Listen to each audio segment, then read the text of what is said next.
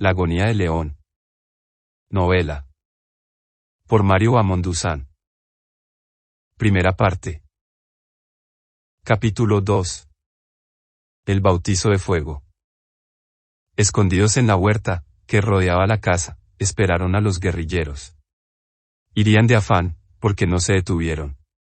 Habían desfilado ante ellos 1, 2, 3, 5, con sus carabinas, pistolas y escopetas. Gracias a la luz que producían al aspirar los cigarrillos, pudieron darse cuenta de que no usaban uniforme. Pasaron en silencio y se alejaron en dirección a la quebrada. Una colilla, que botaran, había quedado frente a la casa consumiéndose, las otras siguieron con ellos por el camino, cada vez más diminutas, hasta cuando la noche terminó por absorberlas. ¿Para dónde irán?, preguntó el teniente. El soldado no contestó nada. ¿Lo seguimos?, insinuó. Tampoco nada contestaría el soldado.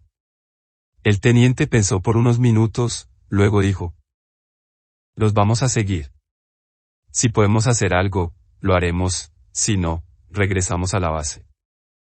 Como el soldado tampoco comentara nada, agregó: tanto tiempo deseando encontrarlos me hace sentir tristeza dejarlos escapar.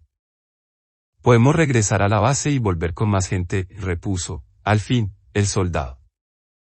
No, no vamos a regresar. Los perderíamos.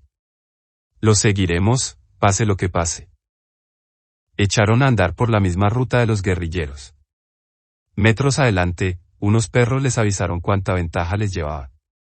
Los ladridos siempre indicaban que tan separados iban de los guerrilleros, y cuando el camino se dividía, les decían por dónde habían cogido. Después ellos los evitarían, rodeando las casas donde los escuchaban. El teniente comenzó a sentir que el sudor empapaba su gorra y rodaba por la espalda. En el oscuro cielo ya no alumbraban las estrellas y la forma de las nubes se había hecho más grande. El camino había descendido a la planicie y como una larga tira blanca se alejaba hasta esfumarse en la lejanía. Los guerrilleros no paraban de andar. Le preocupaba, sobremanera, que el soldado y él se alejaban de la base de patrullaje, internándose en una región no conocida por ellos. Había perdido la noción del tiempo, y como su reloj no era iluminado, no podía saber qué tan cerca estaba el amanecer. Los guerrilleros penetraron a un pequeño bosque, en medio de la llanura. Si se detienen ahí, pensó, es porque van en retirada o no llevan un plan definido. Como si lo hubiera adivinado, los guerrilleros se reunieron en el centro del bosque y uno comenzó a dar órdenes, que ni él, ni el soldado podían escuchar, por encontrarse distantes. Luego ocultaron las mochilas que habían llevado a la espalda. Después, mientras uno se trepaba, con dificultad, a un árbol, por una cuerda que lanzara varias veces hasta enredarla en una rama, otro hacía una fogata, donde acomodaría unos trozos de carne, que a veces volteaba para asar completamente. Ese está fijo, comentó el teniente en voz baja, señalando con la vista al que había trepado al árbol y ahora se acomodaba entre dos ramas. Vamos a esperar que estén bien dormidos. Pero ya no debe faltar mucho para el amanecer, expuso el soldado. No importa. Solo necesitamos un par de horas. ¿Qué vamos a hacer? Les daremos un golpe de mano, explicó el teniente. ¿Nosotros dos? Incrédulo, cuestionó el soldado. Sí. Cuando hay sorpresa no se requiere mucha gente, le aclaró, recostado en el tronco de un yarumo. ¿Y el del árbol?, volvió a preguntar el soldado.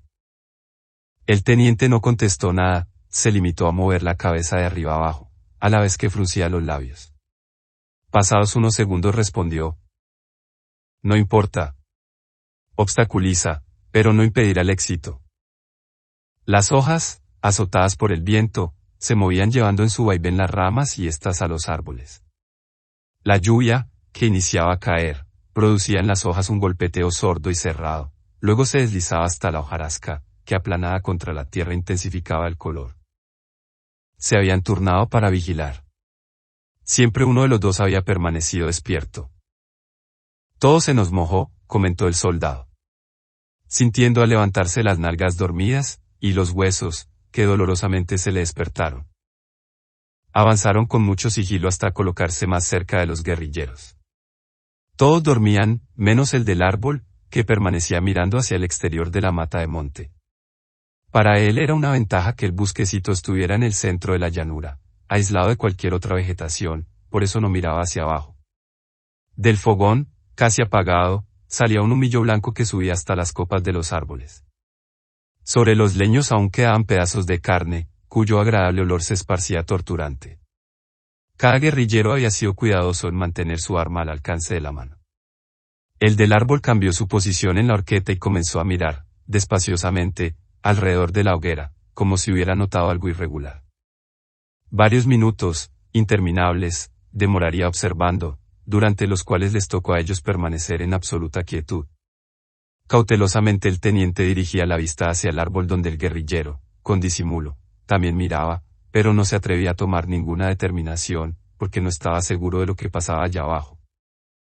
El teniente, sin esperar más, comenzó a sacar las granadas de la bolsa donde las llevaba, y después de quitarles el pasador del seguro las entregaba al soldado de tal manera que éste pudiera cogerlas sin que la cuchara fuera a caerse, activando la espoleta.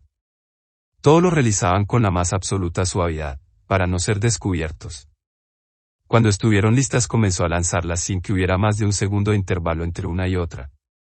Al arrojar la última, aún no había estallado la primera.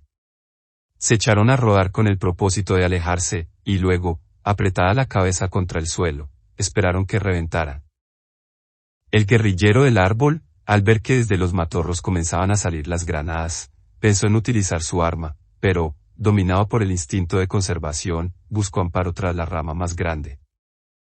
Cuando el teniente terminó de contar las explosiones, cambió su posición velozmente, para despistar al centinela, pero éste, al cesar las detonaciones, se alistaba a batirse desde su desventajoso sitio.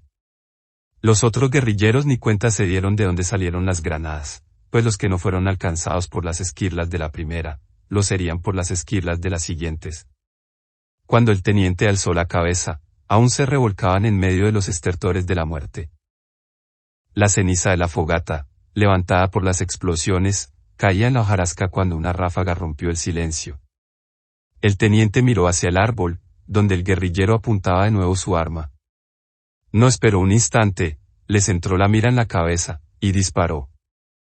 El guerrillero se desmadejó y cayó al suelo donde produjo un golpe seco.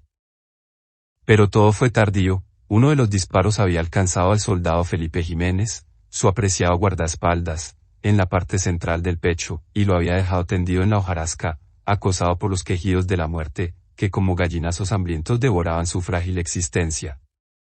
El proyectil le había destrozado el esternón y todo lo que hay detrás. El teniente Jorge Pinzón, lleno de tristeza, lo recostó contra un yarumo. Tomándole la cabeza por el cabello, para mantenérsela erguida, le decía palabras animosas e inútiles. «No te vas a morir». Lo increpaba, sacudiéndolo suavemente. Al comprender que estaba muerto, una ira inmensa se fue apoderando de él. Se levantó y se puso a buscar al guerrillero del árbol. En ese momento no precisaba el sitio donde había caído. Recordaba que no podía estar entre los que habían muerto por la acción de las granadas. Lo buscó hacia la periferia del monte. Cuando lo halló, también ya había fallecido. Regresó a donde yacía el soldado y lo ocultó bajo el matorro más tupido que encontró. Reunió las armas de los guerrilleros y las escondió también. Y caminando rumbo a su base, se encontró con el día. Fin del capítulo 2 de la novela La agonía del león por Mario Van Mondusán. Si este audiolibro le parece útil, dele me gusta y suscríbase a mi canal. Gracias. Obras escritas por Mario Van Mondusán.